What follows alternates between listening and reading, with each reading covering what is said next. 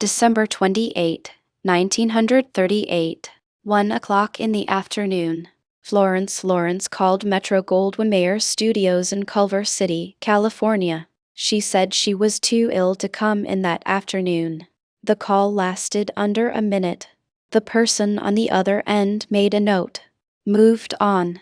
No one thought very much about it, because no one at MGM in 1938 thought very much about Florence at all. That is the first thing you need to understand about this story. Florence had appeared in nearly 300 films. She had caused a near-riot incident. Louis simply by stepping off a train. Carl Laemmle had built the modern Hollywood star system around her face specifically, the newspaper plans, the publicity stunts, the idea that an audience would pay money to see a particular person and not merely a moving picture. Film historians consider her the first movie star in American history. At the time of that telephone call, she was earning $75 a week as an uncredited background extra, standing in the margins of other people's films. In a studio built on a commercial principle she had demonstrated.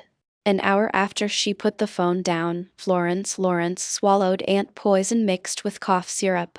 She left a note first. Dear Bob, call Dr. Wilson. I am tired. Hope this works. Goodbye, my darling. They can't cure me, so let it go at that. Lovingly, Florence. P.S. You've all been swell guys. Everything is yours. Medics arrived. They could not save her. At 2:45 in the afternoon, Florence was pronounced dead. She was 52 years old. She was buried in an unmarked grave. For 53 years, no stone marked the place where the first movie star in American history was buried. The fire that burned Florence's famous face on a film set did not end her. What ended her was slower than fire, quieter than flame, and far more deliberate. It was the particular machinery of an industry that takes everything a person has, and then, when the person has nothing left to give, simply looks away. This is that story. She was born Florence Annie Bridgewood on January 2, 1886, in Hamilton, Ontario. Her mother, Charlotte Bridgewood, who performed professionally under the name Lotta Lawrence, was a vaudeville actress of Irish descent. Her family had emigrated from Ireland in the wake of the Great Famine, built themselves into the immigrant communities of Ontario, assembled a life from whatever the new country offered. Her father, George Bridgewood, was an English-born carriage builder, a man who worked with material things, who understood structure and load and what it took to make something durable. Florence was the youngest of 3 children. By the time she was 3 years old, she was performing on stage. The act was called Baby Flo, the Child Wonder Whistler. The billing was not theatrical embellishment. She had a genuine musical gift, a quality to her whistling that stopped vaudeville audiences in a way that novelty acts rarely managed. She performed in theaters across Ontario, then across the northeastern United States, always moving, always following her mother from one engagement to the next. By 6 years old, she had absorbed the interior grammar of performance, how a pause could hold more tension than movement, how an audience could be read before a single word was spoken, how stillness, deployed at the right moment, could carry more emotional weight than any gesture. Her father died in 1898. Florence was 12. The road became the only constant she had. She would say later, in interviews from the peak of her fame, years before such interviews became difficult to obtain, that she had resolved as a young woman never again to lead what she called that gypsy life. She wanted permanence. Not ambition in the grand sense, simply the modest permanence of walls that stayed in the same place from one week to the next. Of knowing where she would sleep in a month. Of unpacking a bag and leaving it unpacked. What she found instead, in her search for permanence, was a camera. Her first documented film appearance was around 1906 or 1907. Accounts differ slightly, for the Edison Manufacturing Company in New Jersey, where she appeared as the daughter of Daniel Boone in a short biographical picture. Edison's operation did not credit its performers. Florence appeared on screen, and not one person in the audience knew her name. She moved to Vitagraph Company in Brooklyn in 1907 and appeared in 38 films that year alone. Vitagraph also declined to credit its performers. But something was happening in the theaters. Audiences were noticing a particular face.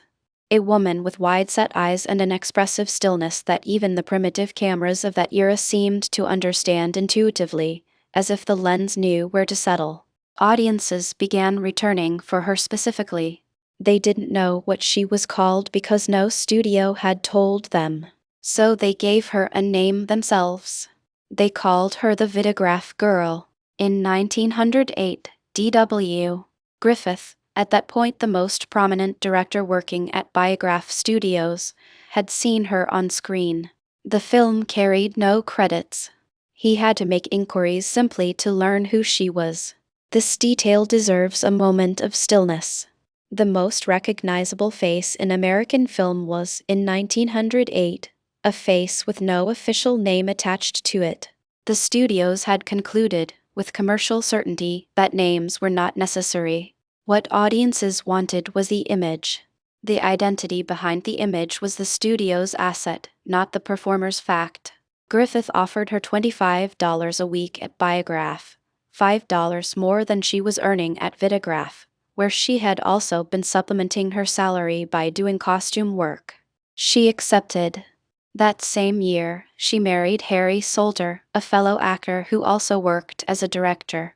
A practical man, a working professional in a young, chaotic industry still figuring out what it was.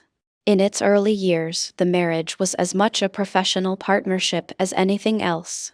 They understood each other's world because they lived in it together. At Biograph, Florence appeared in more than 100 short films between 1908 and 1909. She played Cleopatra. She played Juliet. She played a cowgirl, a grieving mother, a woman of society. One contemporary reviewer described her as possessing a very fine command of her emotions. He did not know her name. He called her only the lady. Her fans began writing letters to Biograph. They wanted to know who she was. Biograph did not reply. They called her the Biograph Girl. She was the most famous unnamed person in America. The motion picture industry of 1909 was organized around a legal instrument designed to prevent exactly what was about to happen. Thomas Edison's organization had established the Motion Picture Patents Company, known as the Trust, to control film production, distribution, and exhibition through the ownership of camera and projector patents. Studios inside the arrangement had protection and market access. Studios outside it faced injunctions, legal harassment, and the coordinated hostility of every established player in the business. One man had decided the Trust's hold was not permanent. Carl Liemel ran a small, combative company called the Independent Moving Pictures Company, IMP. He had arrived at a conclusion no one else in the industry had yet stated plainly in commercial terms: the face on the screen was the product. Not the camera. Not the patent. Not the name of the studio printed on the exhibition card. The specific human face that audiences came back to see, in city after city, week after week. That was what they were actually buying. Everything else was infrastructure. He wanted Florence's face. When Florence began negotiating with Liemel, a competitor discovered the conversations and reported her to Biograph's management.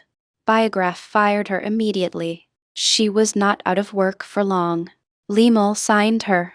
Then he did something that had never been done in American film. He made her famous by name. In February 1910, he planted a story Innocent Louis newspaper reporting that the Biograph Girl had been struck and killed by a streetcar in New York City. The story was entirely fabricated. Liemel had invented every word of it. Within days, he ran a full-page advertisement in an industry trade publication with the headline, "We Nail a Lie." Florence was alive. She was unharmed. And she would star in IMP's next film. Come and see her. Then he put her on a train to St.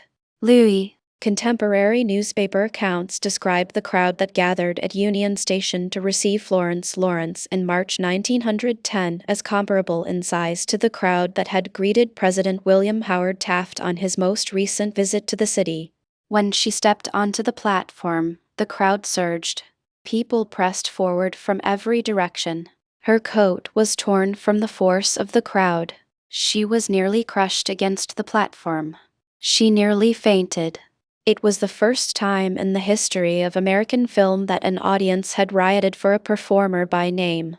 What Carl Liemel had demonstrated in that train station was not complicated. A name attached to a face was worth more than any single film, any single camera patent, any single distribution arrangement.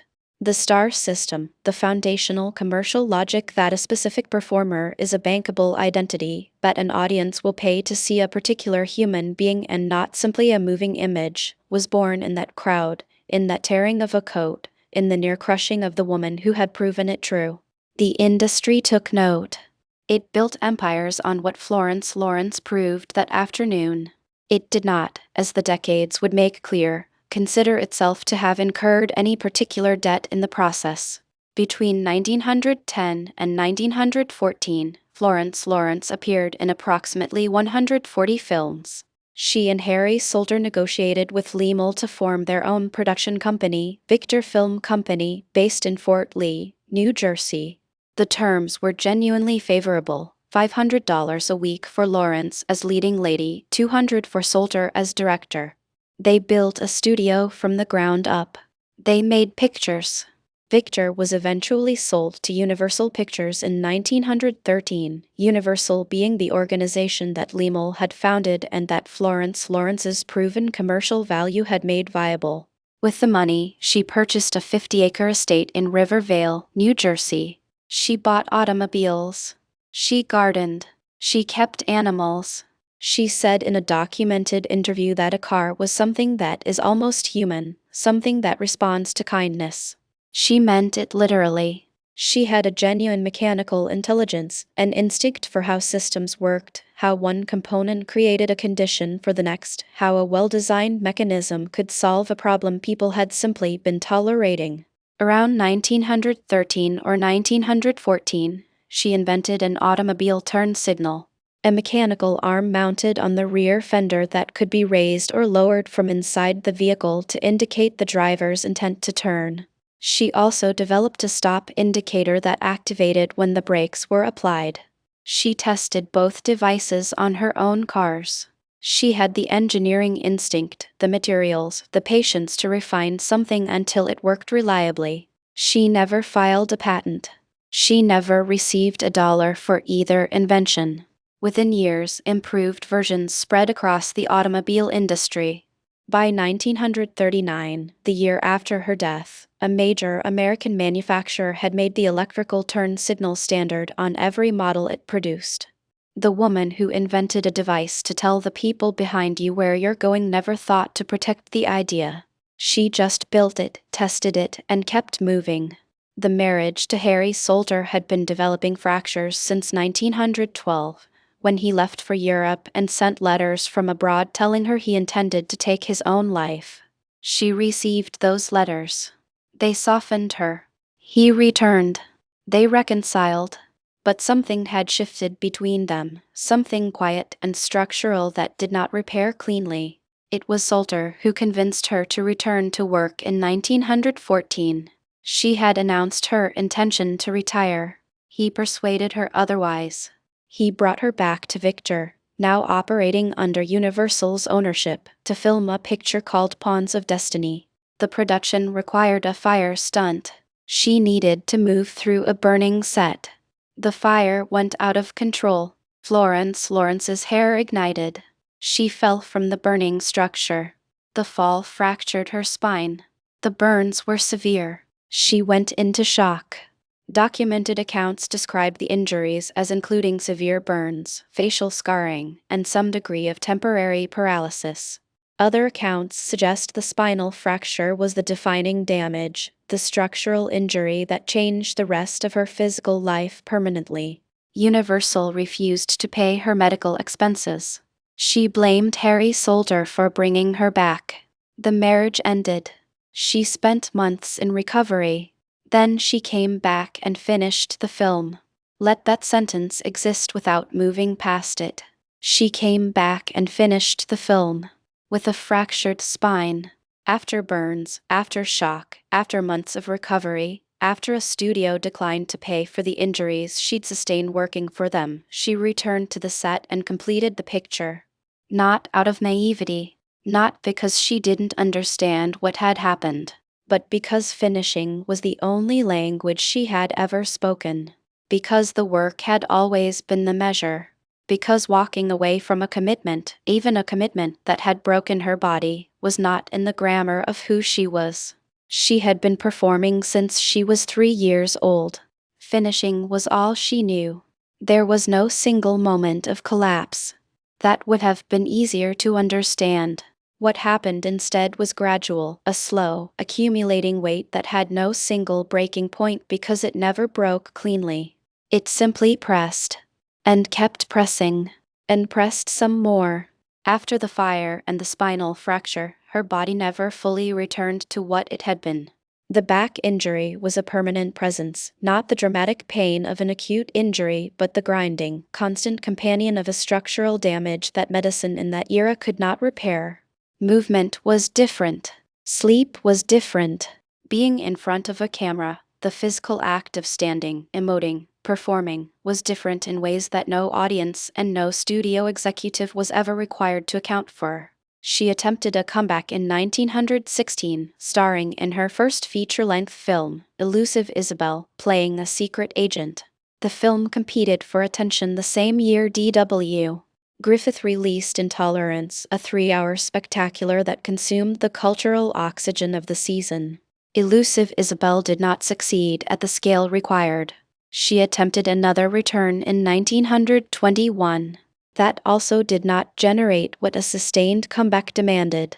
Harry Solder died in 1920. She married a second time, a man named Charles Woodring, and he died as well. A third marriage, to Henry Bolton, lasted only months in 1932.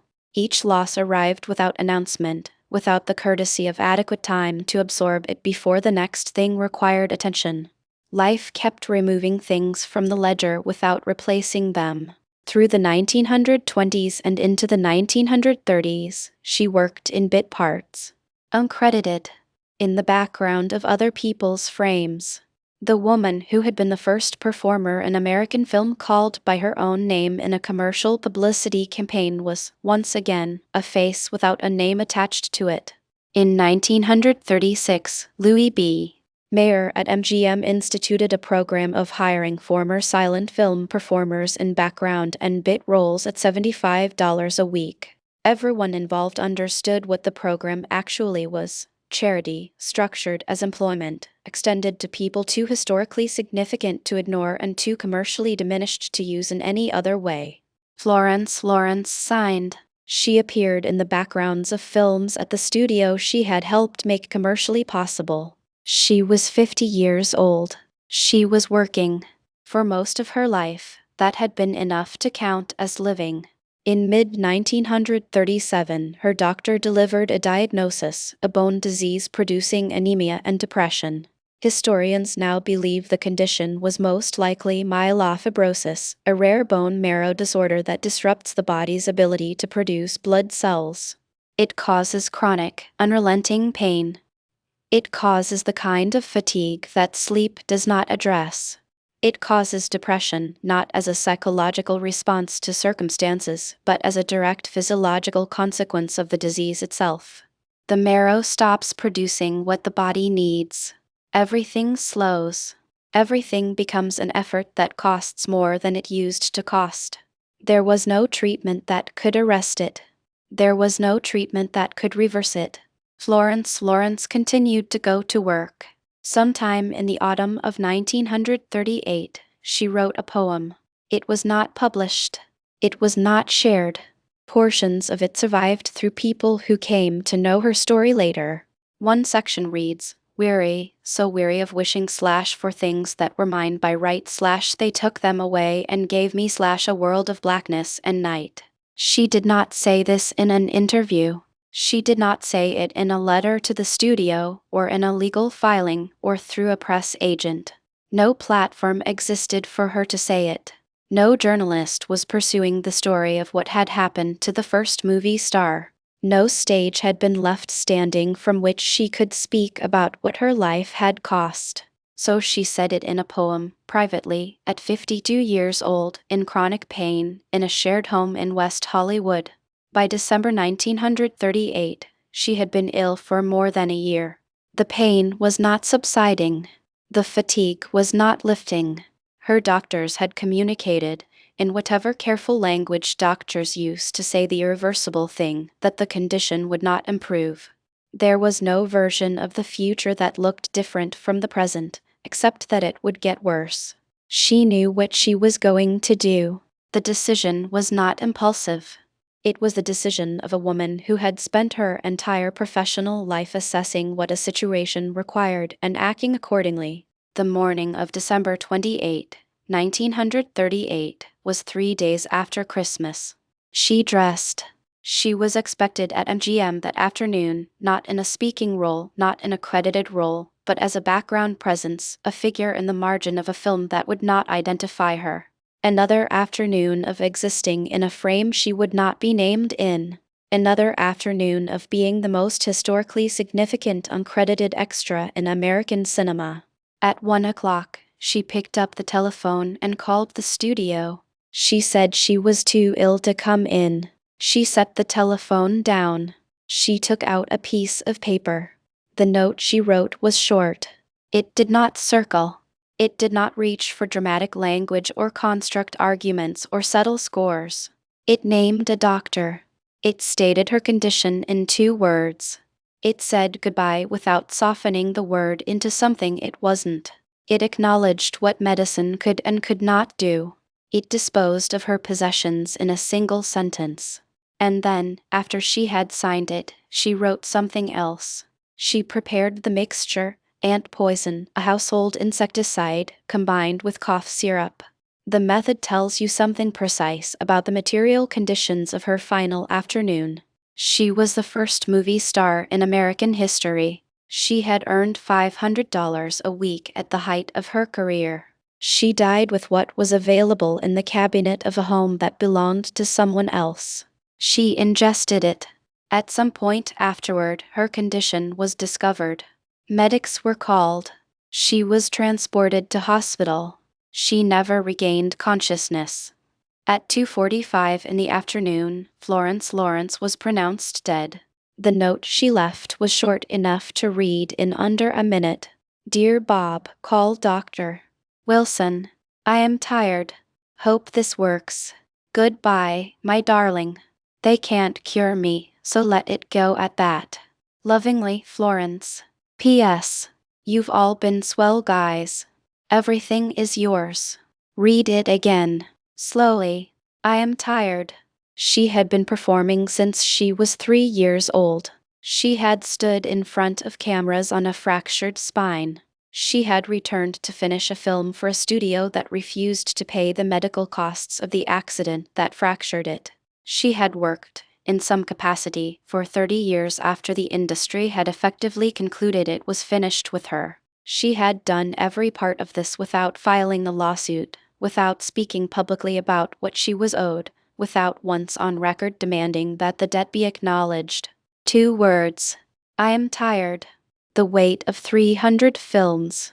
The weight of one career built on a principle that made an industry and was never compensated. The weight of a body that had been given to the work long past the point where the work gave anything back. They can't cure me, so let it go at that. The first sentence is medical.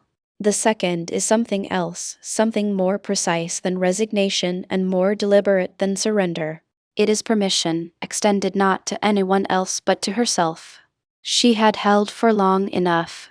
She had finished every film, worked every background, shown up every afternoon. The holding was done. Let it go at that. You've all been swell guys.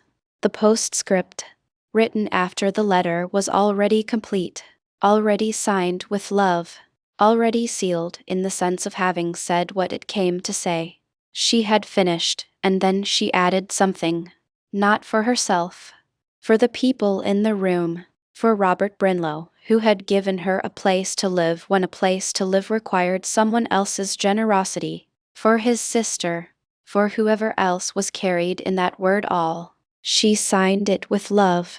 The most unguarded sentence Florence Lawrence ever put into public record was not a formal statement to the press, not a legal deposition, not a letter to a studio executive, not an interview with a sympathetic journalist. It was a note on a piece of paper in a West Hollywood home, addressed to a man named Bob, about a doctor named Wilson, with a postscript that made sure the people around her knew she remembered them. That is the testimony. Here is what nobody expected, the postscript.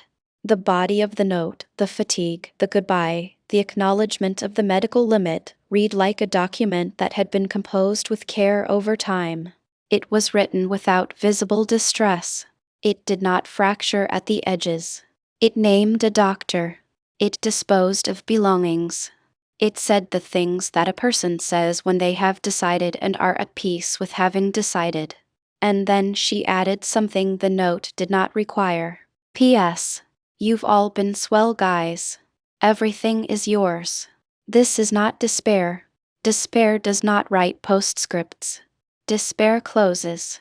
This is the opposite of closing. This is a woman, at the very end of the very last thing she would ever write, turning her attention outward, toward the people in the room, making sure they felt seen.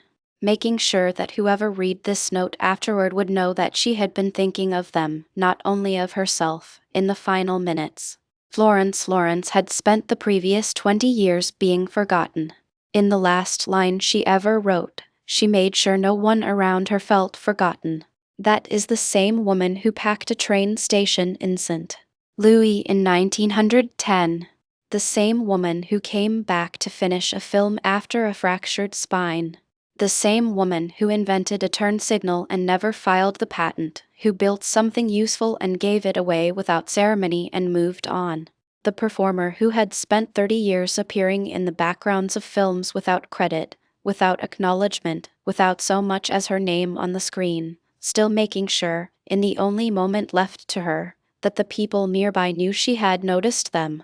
The films she appeared in across that career showed audiences loyalty, sacrifice, love, the qualities of character that become visible only under pressure. She was not portraying those qualities. She was living them. In a postscript, written to no one who could change anything, which made it the most honest thing she had ever said. The coroner ruled the death a probable suicide, consistent with her documented illness and the terminal nature of her diagnosis.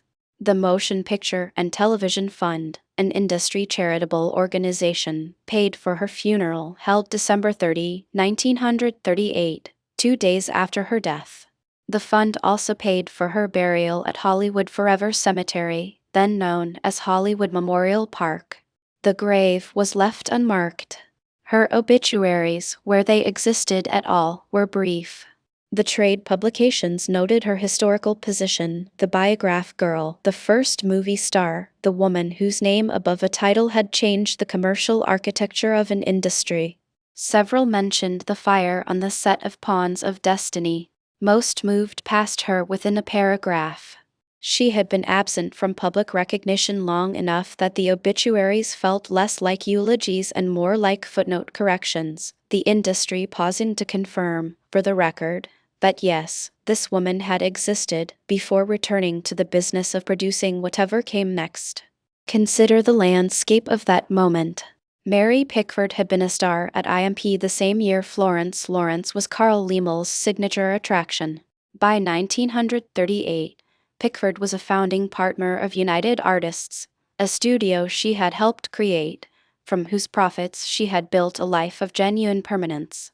Charlie Chaplin was still working, still celebrated, still the subject of sustained international attention. Douglas Fairbanks had died earlier that same month, December 1938, and the tributes were extensive. The silent era was history now, but its most successful survivors had made the transition or had built something that outlasted their careers. Florence had done neither. She had stayed working, showing up for $75 a week, standing in the background of films made by a studio system that rested, in part, on a foundation she had laid, waiting for the work to remember her. It did not. MGM issued no public statement.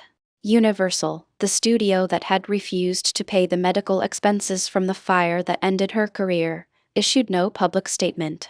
The star system she had proven viable in 1910 had, by 1938, generated incalculable wealth for studios, producers, directors, and generations of performers who had come after her. Not one formal institutional acknowledgement reached the unmarked grave. In 1991, 53 years after her death, a bronze memorial plaque was placed at Hollywood Forever Cemetery. The donor is listed as anonymous. Some accounts attribute the gesture to Roddy McDowall, the actor who spent his own career in Hollywood and who, according to certain sources, considered the unmarked grave an active disgrace to the industry's history. Whether or not that attribution is accurate, it reflects something true about the kind of person it would take to notice, and to act without wanting credit for noticing. The plaque reads, "The Biograph Girl/the First Movie Star." The birth year engraved is 1890. Florence Lawrence was born in 1886. She had spent her professional life shaving 4 years off her age, as performers of her era routinely did to remain employable. The error appeared on her death certificate. It appeared on the stone. The memorial placed to correct the industry's silence repeated one of the small professional fictions she had maintained simply to keep working. Even in death, something was slightly wrong. But the name is there. The grave is no longer unmarked. 53 years late, an anonymous donor gave Florence Lawrence the only thing the industry had always had the power to give her and had never chosen to: acknowledgement. That is what institutional silence looks like when it ends. Not a ceremony, not a formal apology. A bronze plate with an incorrect year, placed quietly in a cemetery by someone who didn't want their name on it. Florence Lawrence did not leave a manifesto.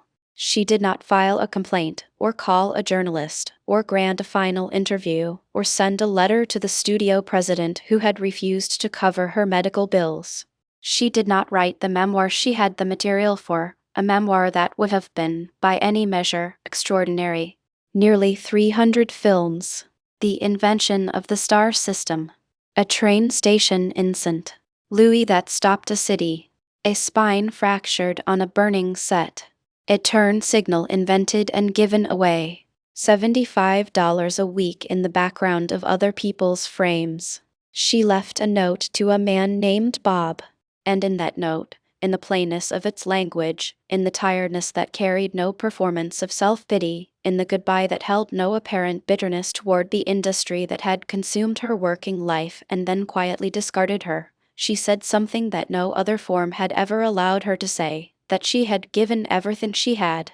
That what she had given had been received, absorbed, built into the architecture of one of the most profitable industries in human history, and then set aside when a newer face with a more current appeal was available to take her place.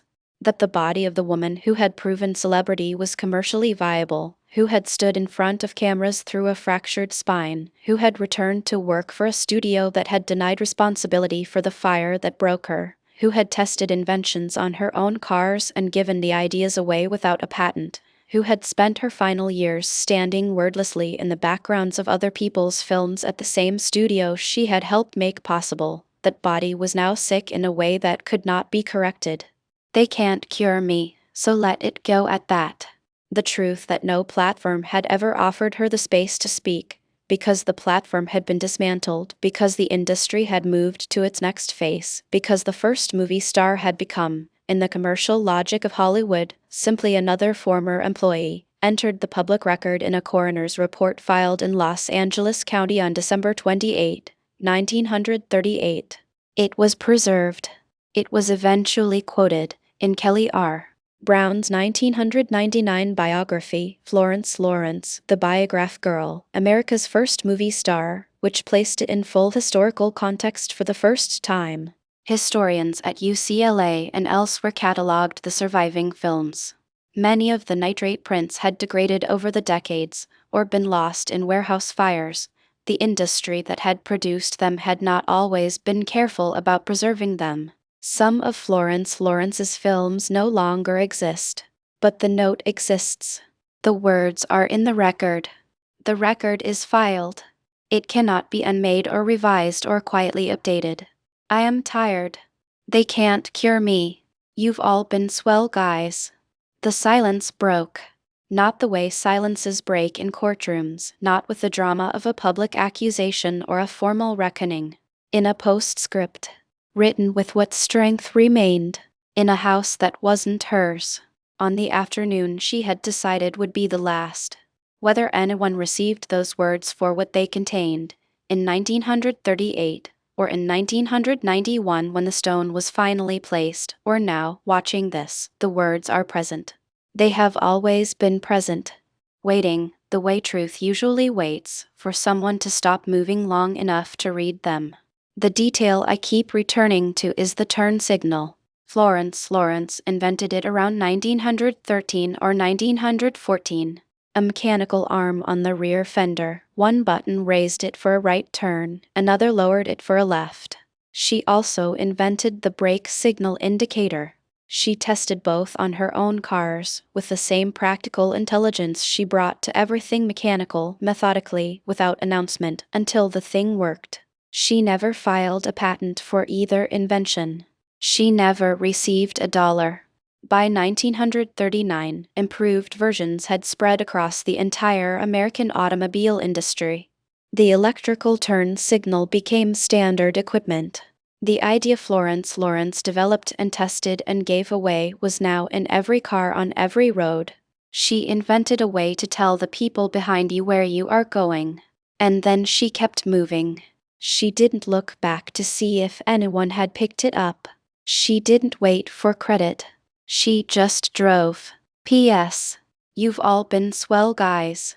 Everything is yours.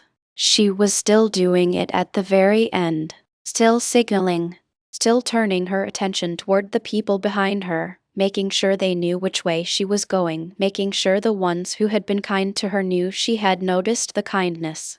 A woman who had spent her career inside an industry that claimed everything she demonstrated and credited almost none of it, still, in her final written sentence, giving something to the people nearby. Not performing generosity, not making a point about it, just doing it, the way she had always done things, without ceremony, without expecting it to be noted, because that was simply who she was when no one was requiring her to be anything. Florence Lawrence gave American cinema the star system, the commercial principle that a name attached to a face is worth more than any camera patent or studio contract, a principle that has generated more wealth than she could have calculated and that not one institutional dollar ever came back to honor.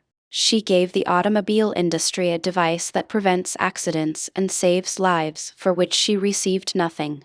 She gave her body to a fire on a set that her studio declined to take responsibility for.